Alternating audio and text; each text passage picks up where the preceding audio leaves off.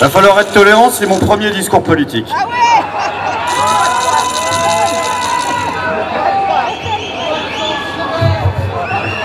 Ouais, ça va être dur là. Pour la première fois dans l'histoire de la Ve République, une loi vient d'être temporairement du moins adoptée sans qu'aucun vote n'ait eu lieu à l'Assemblée nationale. C'est une situation inédite. C'est une situation inédite au parfum pourtant étrangement familier.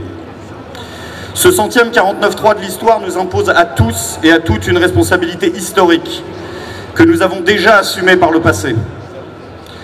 Alors que l'ombre d'une motion de censure transpartisane se dessine, nos désaccords doivent aussi, je le crois, temporairement s'effacer dans la rue.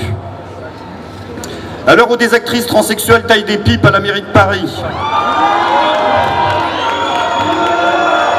et où l'esclave BDSM d'Ursula von der Leyen occupe l'Élysée, rien n'est impossible de votre côté aussi. Emmanuel, tu nous as coupé le gaz, tu nous as coupé l'électricité, tu nous as coupé les retraites, tu nous as coupé le chômage. Il ne restera hélas bientôt plus qu'une seule chose à couper.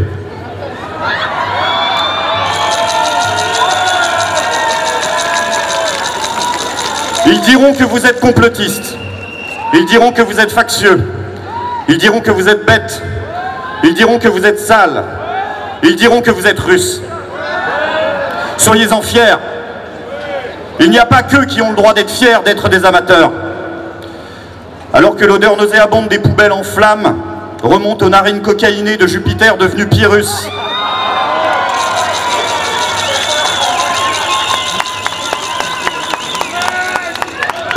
C'est pas lui que vous applaudissez, hein. Ce dernier se dit dépassé par la situation.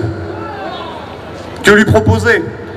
Peut-être pourrait-il se munir des masques FFP2 qui sont arrivés avec un an de retard et qui pourraient masquer l'odeur. Au moins il servira à quelque chose. Alors je vais vous faire un aveu, je ne suis pas patriote. Je parle du mouvement, mais parfois, je vous le confesse, devant la glace, il m'arrive aussi de douter au sens premier du terme. Car le patriotisme, ce n'est pas simplement le souverainisme. Le patriotisme, c'est une devise qui résonne comme une promesse. La patrie ou la mort. Comment avoir envie de mourir pour ce que la France est devenue?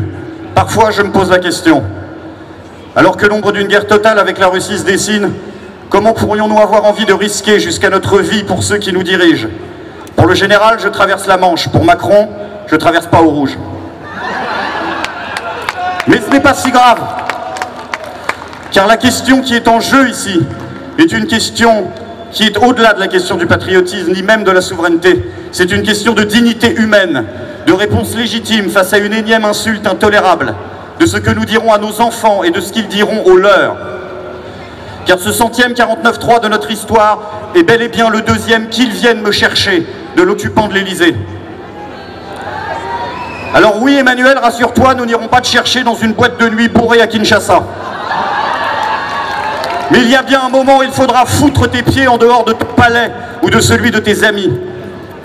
Probablement il y aura remaniement. Le temps au gouvernement de trouver quelqu'un de plus antipathique qu'Elisabeth Borne, de plus instable qu'Olivier Dussault, de plus mythomane qu'Olivier Véran et de plus bête que Marlène Schiappa. Espérons juste que Manuel Valls ne soit pas sur répondeur pour nous éviter le pire.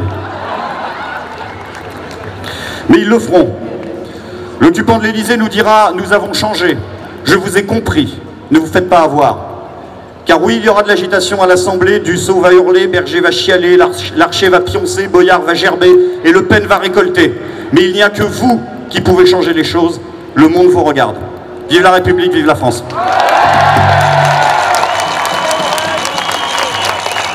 Bravo à Greg Tabibian.